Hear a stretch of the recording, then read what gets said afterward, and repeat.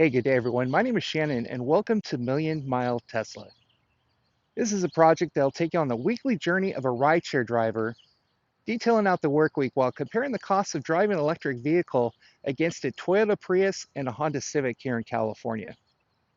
These videos come out weekly, so be sure to hit that subscribe button in the lower right-hand corner of your screen.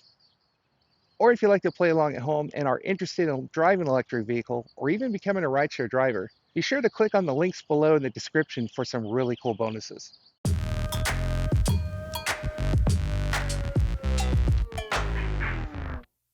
Thank you for visiting, and welcome to week 41 of Million Mile Tesla.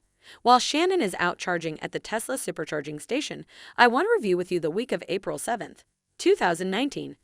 This week, the average price for gas in California was $3.79 per gallon, and he worked 45 hours on both rideshare platforms, averaging 9 hours per day on a 5-day work week. To go over this information in more detail, I'm going to send it over to Lee and Selling to do a deeper dive into the data. I'm going to be reviewing with you the rideshare earnings of the 45 hours that were put in for the week. 31 hours were logged as booked hours, which was about 69% of the work week. 89 trips were given, averaging 21 minutes per ride, and had to wait 9 minutes in between rides, which is a little outside of the 4 to 7 minute range you want to obtain. For this week, earnings were $1,115.19, so in breaking this down, $24.96 per hour were earned for time online and $36.29 per hour earned on average in a booked ride. As this week was 15 hours shy of the goal for a 60-hour work week, a potential of $382.27 of earnings were left on the table based on the online hourly rate. Now, to review the vehicle costs that had accrued this week, I'm going to send it over to Celine.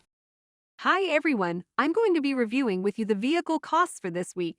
At the end of the work week, 1,529 miles were driven on the car and the average price of gas was $3.79 per gallon. So let's compare the costs of driving a Tesla, along with a Toyota Prius and Honda Civic, because the Tesla is electric and this vehicle comes with free supercharging for life.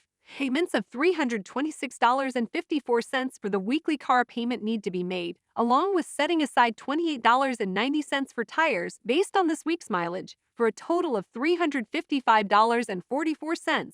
If we were driving a Toyota Prius, the weekly car payment would only be $107.54, along with $111.52 for gas, while setting aside $48.61 for tires and future maintenance costs, for a total of $267.67.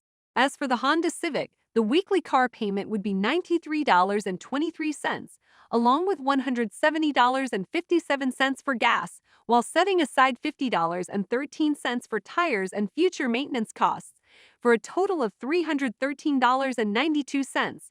So when comparing the costs of driving a Tesla for this week, I would be paying 24.7% less to drive a Prius and 11.7% less to drive a Civic.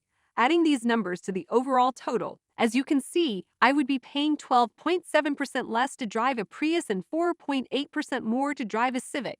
To see what we needed to do for the Tesla to come out ahead of the Prius, let's turn it over to Kai to review the numbers.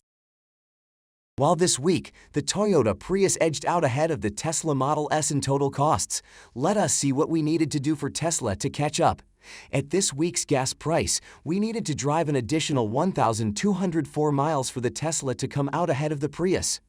Driving an average of 38 miles per hour, we would need to drive an additional 32 hours for a total of 77 hours this work week. Gas would cost an additional $87.77. As this would equal out our costs between Tesla and Toyota, we also cannot forget the additional maintenance costs we would accrue, which would be $44.35 for the Prius and $22.75 for the Tesla.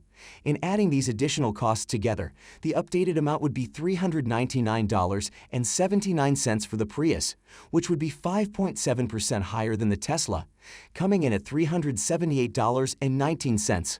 However, while working 77 hours for the week is doable, it would not make for a sustainable career and burnout would be more likely to be sooner rather than later. So, we will continue with a 60-hour work week.